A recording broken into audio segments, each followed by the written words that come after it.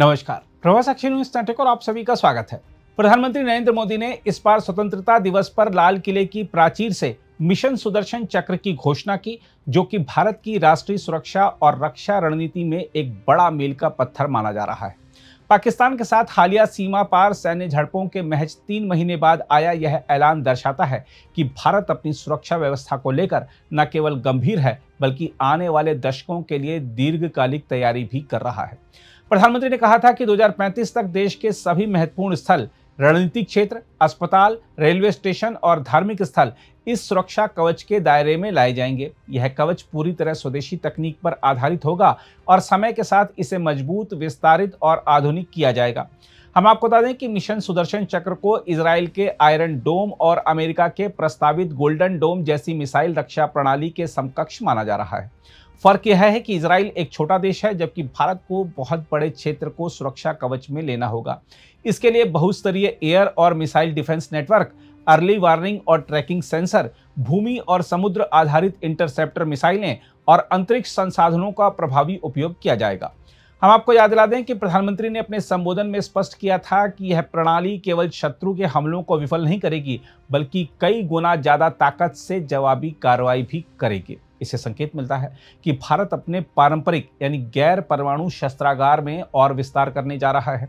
इसके तहत 500 kilometre range की प्रलय quasi ballistic missile, 1000 kilometre range की लैंड अटैक क्रूज मिसाइल और ब्रह्मोस की मारक क्षमता 450 किलोमीटर से बढ़ाकर 800 किलोमीटर करने जैसे ठोस कदम उठाए जा रहे हैं। हम आपको याद दिला दें कि ऑपरेशन सिंदूर के दौरान भारत की मल्टी लेयर्ड एयर डिफेंस प्रणाली ने तुर्की ड्रोन और चीनी मिसाइलों को विफल किया था। भारतीय वायुसेना प्रमुख एपी सिंह के अनुसार रूसी मूल की S-400 प्रणाली ने पाकिस्तान के 5 लड़ाकू विमान और एक विशेष मिशन विमान, जो कि 300 किलोमीटर दूरी से मार गिराए गए थे। ये उपलब्धियां मिशन सुदर्शन चक्र की दिशा में आत्मविश्वास बढ़ाने वाली हैं। बताया जा रहा है कि इस मिशन को डीआरडीओ के महत्वाकांक्षी प्रोजेक्ट कुशा से भी जोड़ा जा रहा है।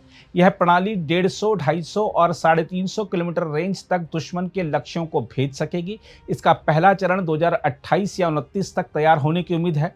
साथ ही स्वदेशी बैलिस्टिक मिसाइल डिफेंस यानी बीएमआई प्रणाली भी तैनाती के लिए तैयार की जा सकती है, जो 2000 किलोमीटर तक की दुश्मन मिसाइलों को धरती के अंदर यानी एंडो और बाहर यानी एक्सो यानी दोनों परतों में नष्ट करने की क्षमता रखती है। हम आपको याद दिला दें कि पिछले वर्ष भारत ने 5000 किलोमीटर रेंज वाली परमाणु सक्षम दुश्मन मिसाइल को भी इंटरसेप्ट कर सफल परीक्षण किया था। देखा जाए तो यह घोषणा ऐसे समय में हुई है जब पाकिस्तान के सेना प्रमुख असीम मुनीर भारत की परियोजनाओं को नष्ट करने और परमाणु युद्ध की धमकी दे रहे थे। दूसरी ओर चीन लगातार अपनी मिसाइल और ड्रोन क्षमताओं का विस्तार कर रहा है। ऐसे माहौल में मिशन सुदर्शन चक्र केवल भारत के लिए सुरक्षा कवच ही नहीं, बल्कि रणनीतिक संदेश भी है कि भारत अब अपनी सीमाओं और नागरिक ढांचों की सुरक्षा के लिए पूर्णतः आत्मनिर्भर और आक्रामक रक्षा नीति की ओर बढ़ रहा है। बहरहाल, मिशन सुदर्शन चक्र भारत की रक्षा रणनीति में एक निर्णायक कदम है। यह न केवल जनता में सुरक्षा का भरोसा जगाता है, बल्कि दुनिया को यह संकेत भी देता है कि भारत भविष्य के युद्ध परिदृश्यों के लिए तैयार है। जिस प्रकार महाभारत में भगवान श्री कृष्ण का सुदर्शन चक्र शत्रु के लिए अजेय था, उसी प्रकार यह मिशन आने वाले समय में भारत की सुरक्षा का अटूट प्रतीक बन सकता है। बहरहाल, आइए आपको दिखाते हैं प्रधानमंत्री ने अपने संबोधन में सुदर्शन चक्र को लेकर क्या कहा था। आने वाले 10 साल 2035 तक मैं ये राष्ट्रीय सुरक्षा कवच का विस्तार करना चाहता हूं, मजबूती देना चाहता हूं, आधुनिक बनाना चाहता हूं। और इसलिए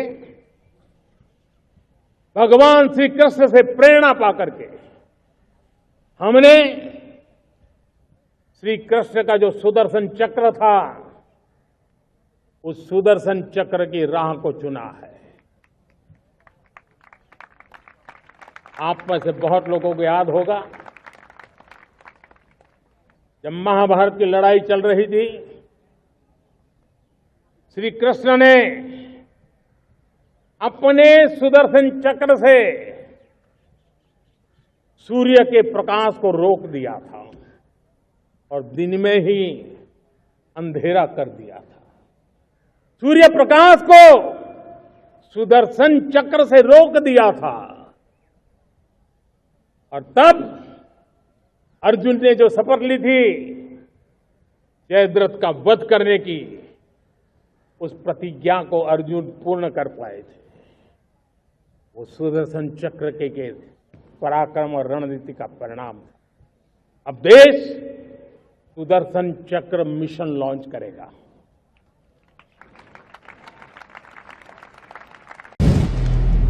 अगर आप भी लेना चाहते हैं देश दुनिया की तमाम जानकारी तो आज ही सब्सक्राइब करें हमारे चैनल को। साथ ही नीचे दिए बेल आइकन को जरूर दबाएं ताकि हर अपडेट आप तक पहुंच सके।